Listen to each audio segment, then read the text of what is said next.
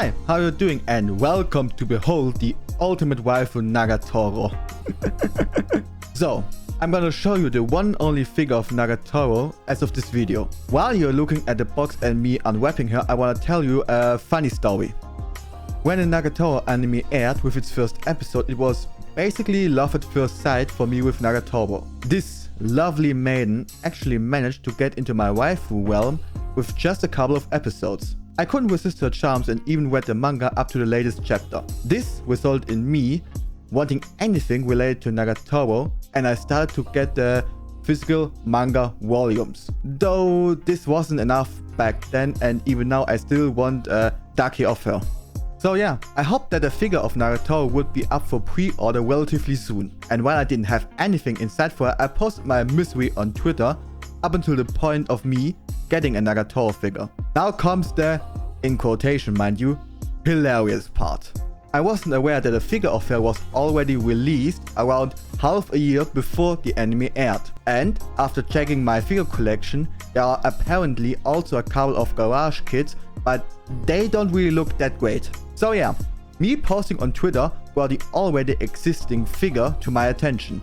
Some guys whose profiles I'll leave in the description pointed out to me that a figure of her exists and was already released, though they also let me know that her face in the promotion pictures seemed kinda strange to them. But I didn't care much about this and was just glad that a figure of Nagatoro already existed. Adding to my luck was also the fact that I still could purchase one over Ami and I didn't have to go through the aftermarket hell. The end of the story is that I obtained the second version of this Nagatoro figure, and I am now a happy waifu owner.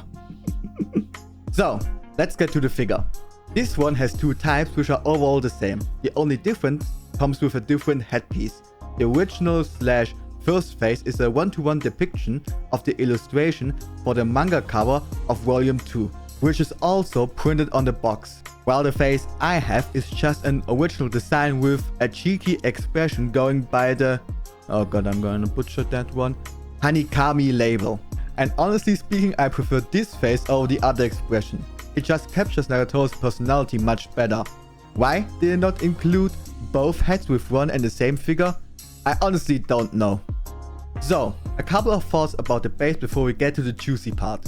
The base is definitely among the unique variety of the ones I have in my collection. I think that the base doesn't work as good with her school uniform, though it will work quite superb when you display Nagatoro in her swimsuit. To prove it, I'm gonna show it to you right now. I really love Nagatoro's design in her swimsuit and she looks quite perfect. Don't tell me that this isn't how an angel looks like. Though I'm not a swimsuit guy and I prefer her regular school uniform more. Now, I'm going to give you my 2 cents about caster figures. Since Nagatoro is actually my first one in this regard, and being the main aspect of this figure, I thought that I ought to tell you at great length about it. Starting off this segment, I'm going to start with a warning. Anyone who has no caster figure and will get one somewhere down the line, always keep this in mind. Read the manual of your figure and look at the pictures. Folks, this niche of anime figures is probably the one where you can damage a figure the fastest way possible. And I have to confess, I did. Quite easily. And I'm still pissed about it. To give you a summary of my struggle with her clothes, I'm just gonna say this. Undressing her is way easier than dressing her. Unbuttoning her shirt and removing the shoulder pieces seems easy. And taking off her skirt is even easier with the same difficulty of getting out of your own pants. Though this will change later on when you decide to dress her. The part where you most likely damage any caster figures when you put on any type of clothes. And in my case, it happened with her shirt. Luckily, I just scratched off some paint from the back of her swimsuit and somewhere inside her shirt. But despite such small damages, it still hurts to know that you didn't treat a figure with more care. It gets even worse if it's your first time and a figure of a waifu which you only have this one of. So, in the unlikely case that you will ever get your hands on her in prime condition, I will include a step-by-step instruction as to how I managed to dress her again, with a fair warning on top.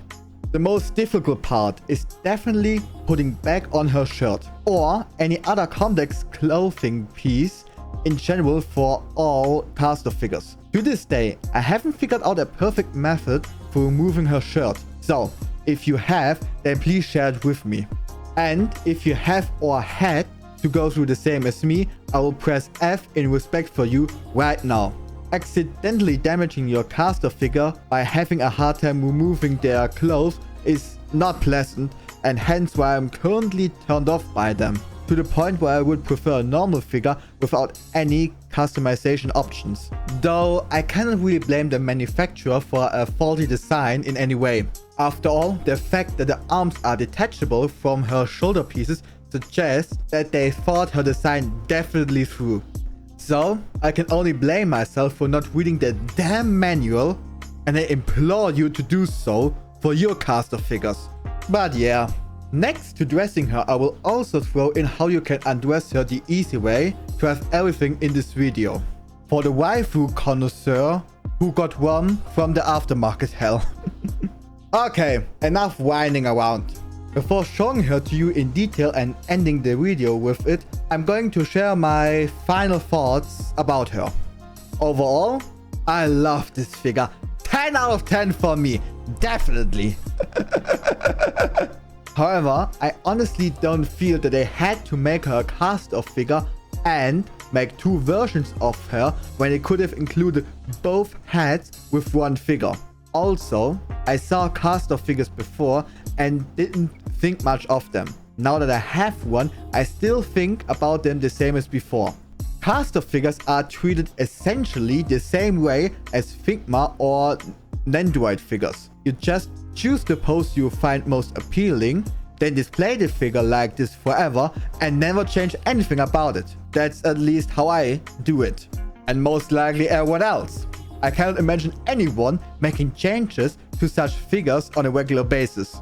The thing is, however, I really love to have this choice, but at the same time I find it better to just have 3 different figures of her. Think about it.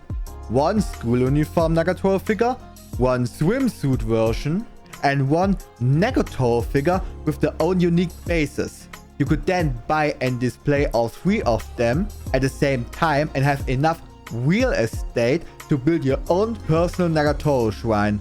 Hashtag stonks. That's my goal at least. And let's be real, those would definitely sell. I just hope that we get another figure of her soon. Hopefully a Nagatoro one. So yeah, bottom line, I really love this figure and I get the appeal of caster figures. But I will never go out of my way and start collecting them.